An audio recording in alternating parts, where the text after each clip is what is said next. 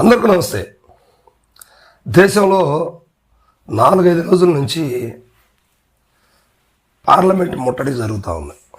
దేనికో తెలుసు కదా, విద్యార్థుల భవిష్యత్తు బీజేపీ ప్రభుత్వం కాలరాస్తోంది. ఈ విద్యార్థుల భవిష్యత్తుని పునర్నిర్మించడం కోసం ప్రజల్లో నుంచి పోటీ చేయనటువంటి ఒక పార్టీ బయటకు వచ్చింది.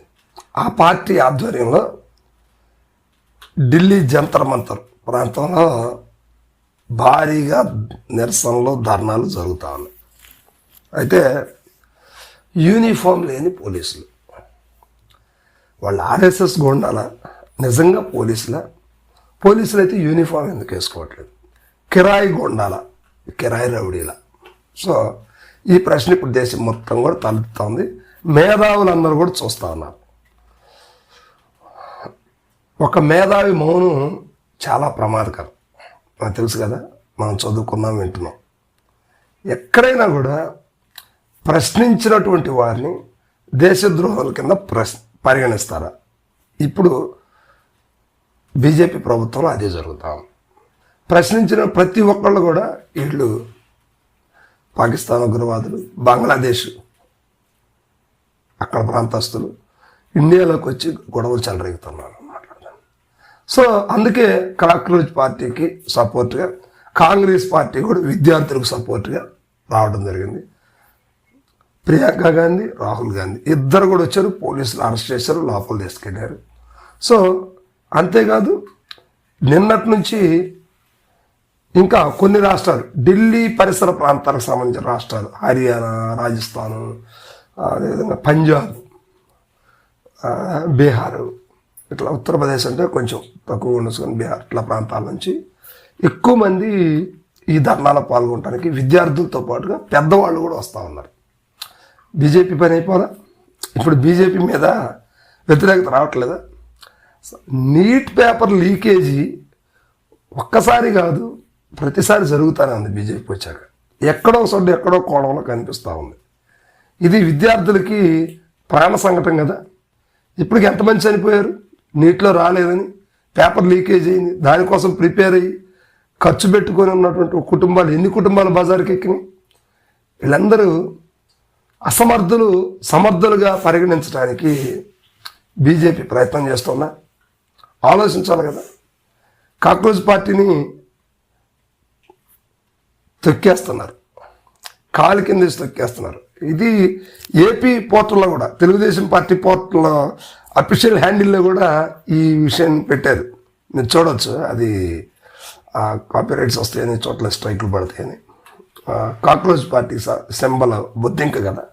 ఆ బొద్దింకని మోడీ గారు, లోకేష్ గారు, చంద్రబాబు నాయుడు గారు కాలుతో తొక్కేస్తూ ఉన్నారు.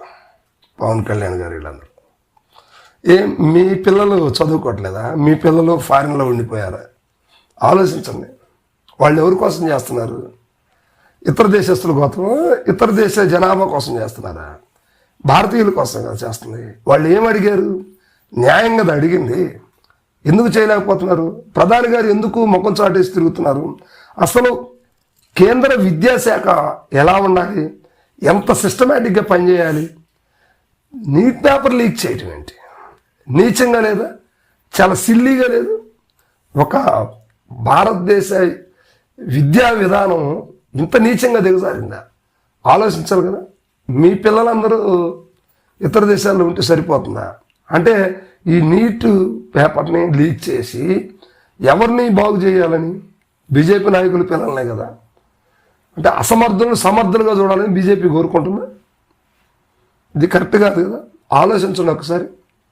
బొద్దింకని కాలుతో తొక్కొచ్చు, కానీ హస్తం గుర్తును కూడా తొక్కగలరా? ఇంకా వీళ్ళకి సపోర్ట్ చేసే పార్టీని తొక్కగలరా? నెక్స్ట్ ఫ్యూచర్ ఉండాలనుకొని ఇలాంటి పని చేస్తున్న బీజేపీ ఆలోచించండి. ఇప్పుడు కాక్రోచ్ పార్టీ ఆధ్వర్యంలో మొదలుపెట్టినటువంటి ఈ విద్యార్థుల నిరసనల ర్యాలీలు దేశవ్యాప్తంగా ఉన్నాయి. ఇప్పుడు కొన్ని రాష్ట్రాల్లో, బీజేపీకి అనుకూల రాష్ట్రాల్లో కూడా ప్రజలు తిరుగుబాటుతనానికి ముందుకు వచ్చారు. ఇప్పుడు మరి మోడీ గారు ఏం చేస్తారు? ఇప్పటికైనా ధర్మేంద్ర ప్రధాన్ కేంద్ర విద్యాశాఖ మంత్రి గారిని రాజీనామా చేపిస్తారా? అసలు రాజీనామా చేయించిన దాకా ఎందుకు ఉండాలి? నాకు వద్దురా బాబు, ప్రజలు ఒప్పుకోవట్లేదు, ఈ పదవికి నేను అర్హుడు కాదు అంటూ ప్రధానమంత్రి దగ్గరికి వెళ్ళేసి రాజీనామా లెటర్ సమర్పించాలి కదా. ఎందుకు ఇంకా ఆలోచన చేస్తున్నారు? మోడీ గారు కాపాడుతున్నారా? ఎంతకాలం కాపాడతారు? విద్యార్థులు రోడ్లు ఎక్కారు, పోలీసులు విద్యార్థులను కొడుతున్నారు, కాదు విద్యార్థులే పోలీసులను కొడుతున్నారంటూ ఇప్పుడు మెయిన్ స్ట్రీమ్ మీడియా మొత్తం కూడా ఇప్పుడు రోడ్డు మీదకి వస్తున్నారు. ఇప్పుడు దాకా 4-5 రోజులు జరుగుతున్నటువంటి విషయాలని మీడియా ఎక్కడ కూడా చూపించాల. నెట్ ఆఫ్ చేశారు, ఢిల్లీలో ఇంటర్నెట్టే పని చేయకుండా చేశారు. ఎందుకంత భయం? ఎందుకంత భయపడిపోతుంది బీజేపీ? ఆలోచించండి. సో బీజేపీ పని అయిపోయింది. ప్రధాని మోడీ గారు ఇలాంటి విషయం మీద నేను ధర్మేంద్ర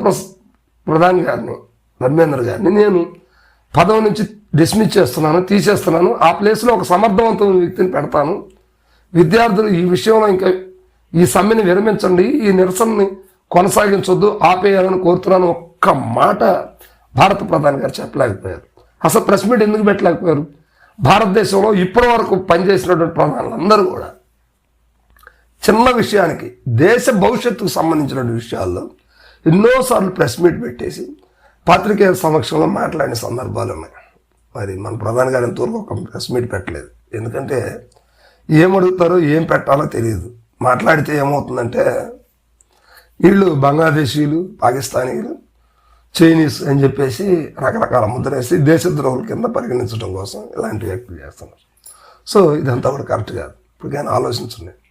ఆంధ్రప్రదేశ్లో కూటమి ఉండొచ్చు, కానీ విద్యార్థులందరూ కూడా కూటమికి సపోర్ట్ కాదు, విద్యార్థులు విద్యా వ్యవస్థకు సపోర్ట్ చేయాలి. అంతేగాని మతం ముసుగులో మారణ హోమా సృష్టించడానికి ఇది సమయం కాదు.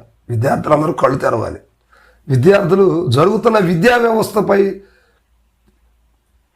మెట్టును తొక్కి పెడుతున్నటువంటి పరిస్థితుల్ని బయటికి రావాలంటే విద్యార్థులందరూ కూడా ఏకం కావాలి.